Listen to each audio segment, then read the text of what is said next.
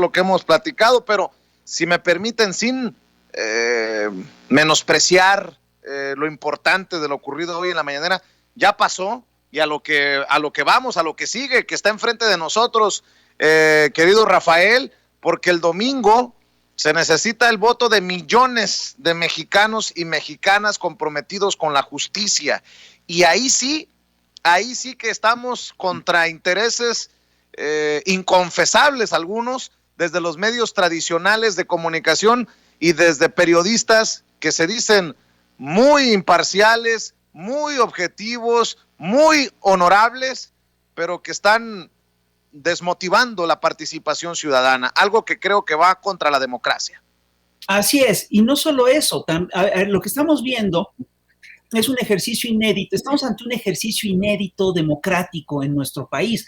Es bastante común en otras latitudes, pero en México esto no se había dado. No estamos acostumbrados a hacer ejercicios de democracia directa. Y obviamente hay países como Suiza en las cuales estas consultas son muy comunes, y en México esto no se había dado. Y si se había dado de manera metalegal o extralegal.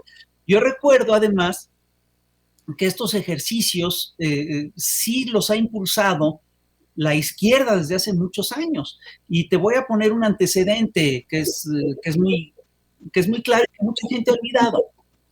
La Ciudad de México fue durante años gobernada por un personaje que era impuesto por el presidente de la República.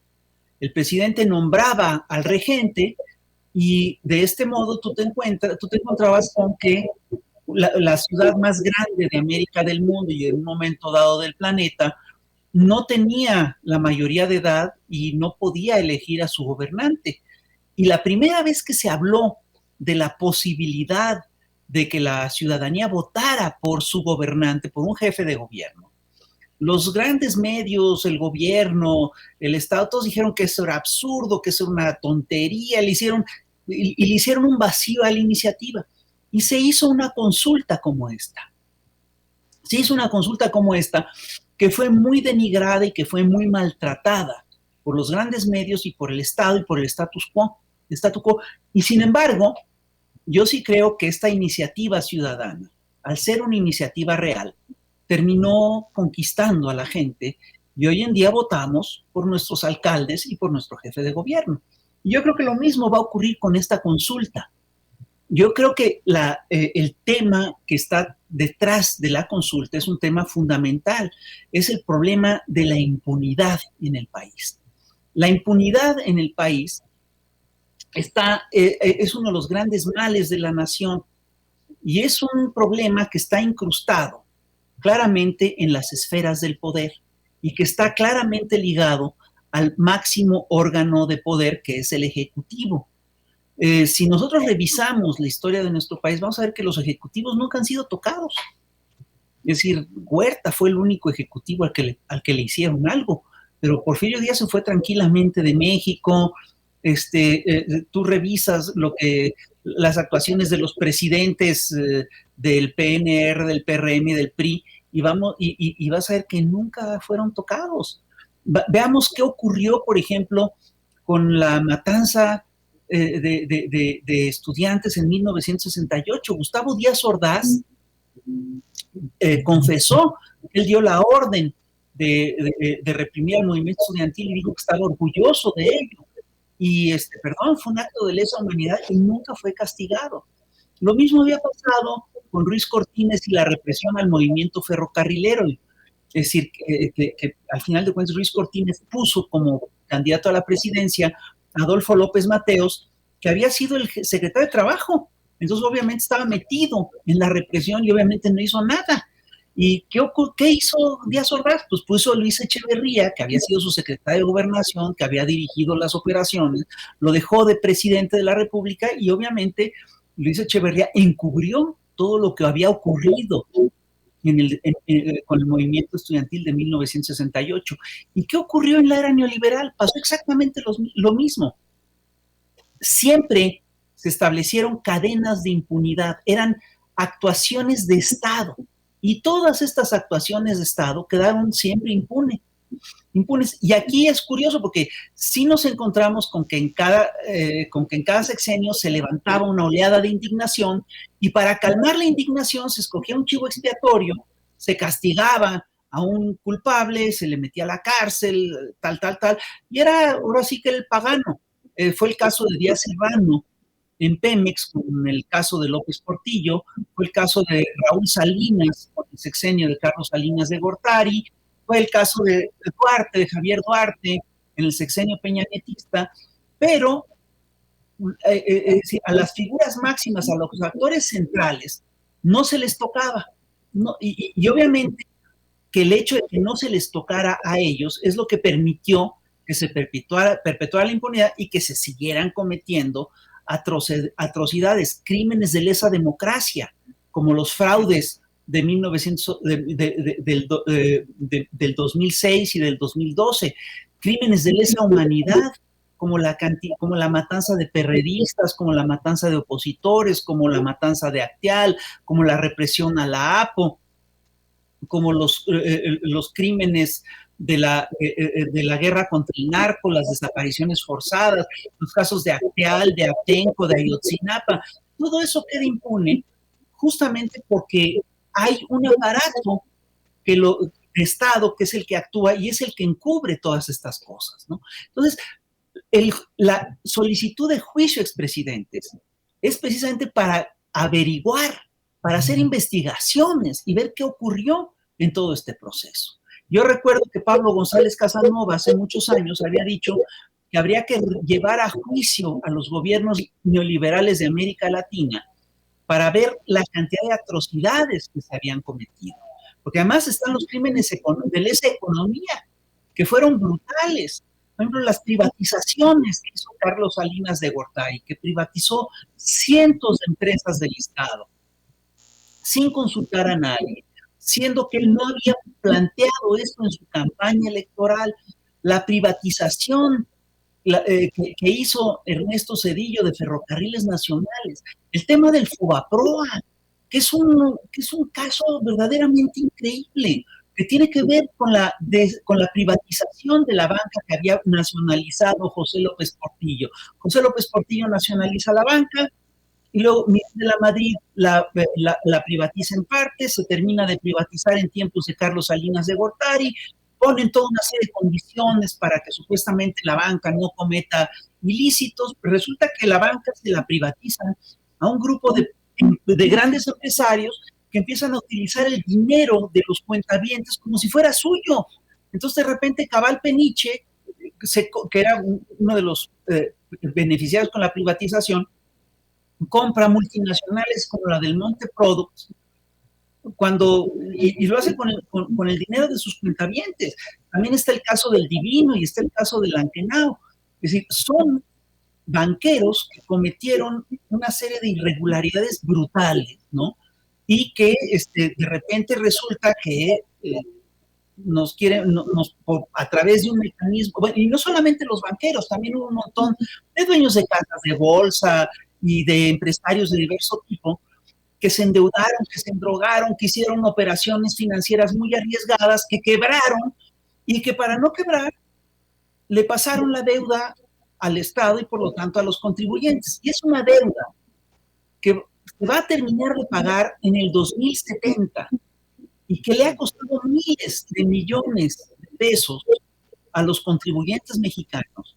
Y resulta que es legal y que nadie va a pagar, va a ser responsabilizado por este fraude a la nación, que es probablemente uno de los fraudes más gordos de la historia de México, de América Latina y probablemente de la humanidad.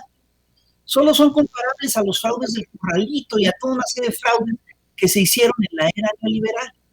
Entonces, de lo que se trata es claramente de cortar la cadena de la impunidad.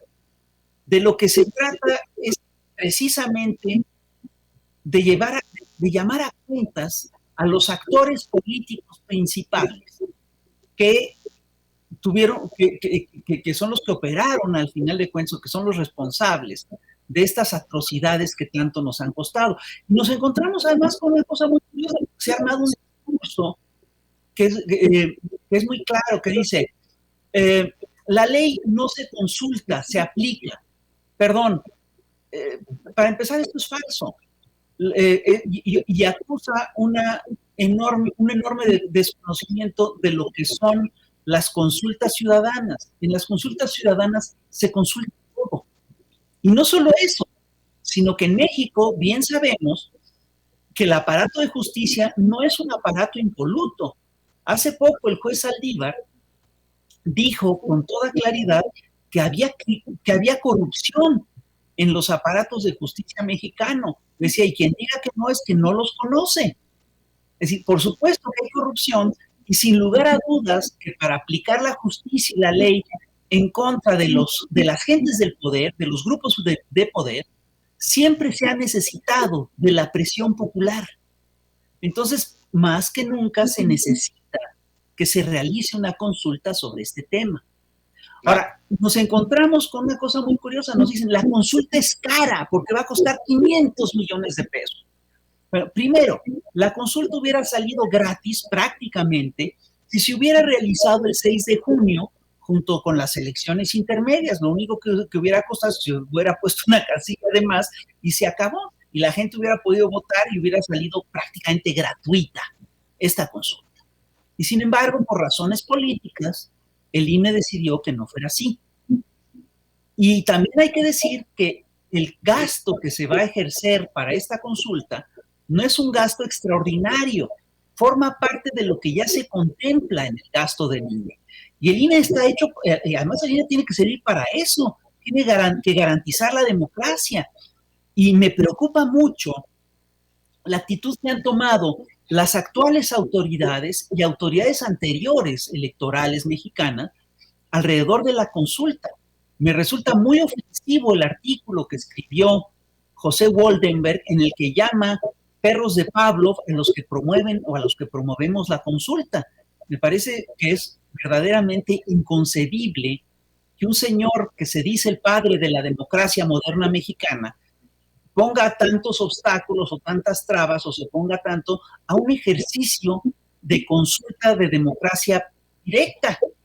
Y la otra cosa es la actitud que ha tomado el INE en los hechos, porque no solamente impidió que la consulta se realizara el 6 de junio, y con esto obviamente le restó posibilidades a que se juntara el 40% del padrón, que es lo que se requiere para que la consulta tenga un carácter vinculatorio, sino que además ha sido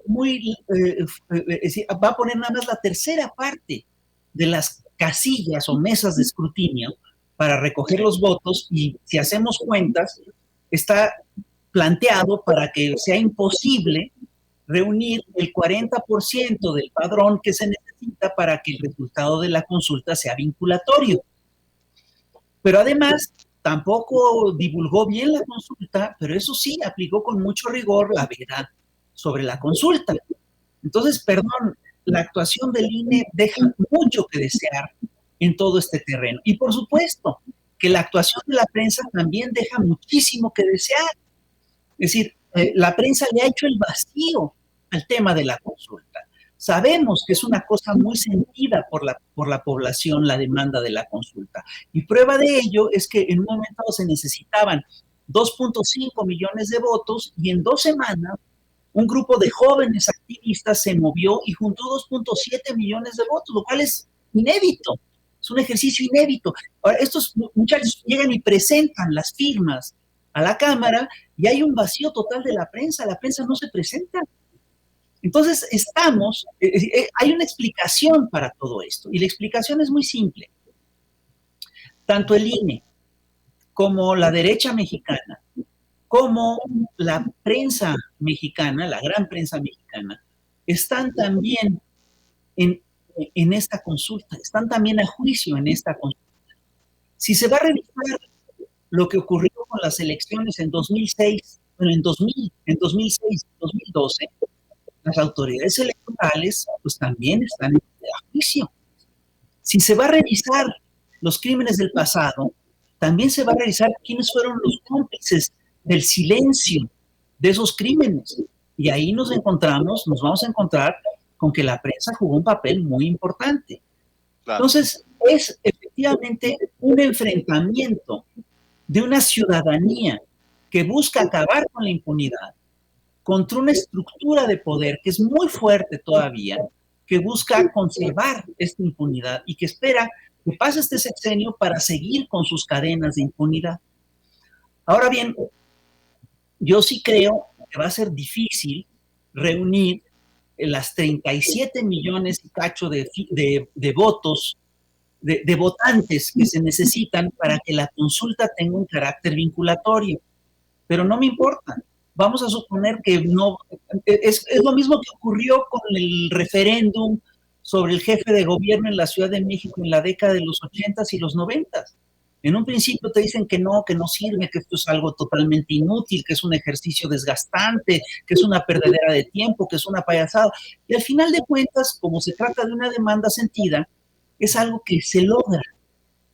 Y yo sí creo que el hecho de fondo es que la gente en México, hay una gran mayoría de la ciudadanía que sí quiere acabar con las cadenas de impunidad, que sí quiere acabar con las lógicas de los crímenes de Estado y que sí quiere llevar a juicio a los presidentes. Y para llevar a juicio a los presidentes, a los expresidentes, se necesita, entre otras cosas, y para poderlos juzgar, para poderlos castigar, se necesita investigar. Y eso es lo que pide la consulta. Y nos dicen que la pregunta de la consulta es confusa. Perdón, la pregunta podrá ser enredada, no es tan clara como a muchos nos hubiera gustado que fuera. Y sin embargo, dice lo que tiene que decir.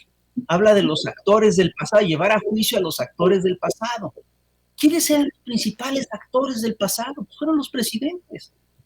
Entonces, perdón, la consulta es clara, la consulta es necesaria. Yo, por supuesto, voy a votar por el sí en la consulta y yo creo que muchos mexicanos vamos a hacer eso. Que así sea, querido Fisgón. Rafael Barajas nos acompañará en la cobertura extensa que tenemos planeada en Sin Censura para el domingo. Le pido que también esté al pendiente de este esfuerzo de canales y medios digitales independientes que tenemos preparada para viernes y sábado, y el domingo no se pierda todos los detalles también en Sin Censura TV, Sin Censura Media y Sin Censura Presenta. Yo por lo pronto te agradezco mucho, Rafa, que nos hayas acompañado en Sin Censura, que nos hayas dado este análisis desde tu trinchera y estamos al pendiente para este fin de semana. Al contrario, yo de veras les agradezco y siempre lo voy a hacer en contrapeso que han hecho ustedes a ese gran aparato de mentiras que tenía el viejo régimen. Gracias, es Rafael Barajas, el Fisgón, director del Instituto Nacional de Formación Política de Morena, aquí en Sin Censura.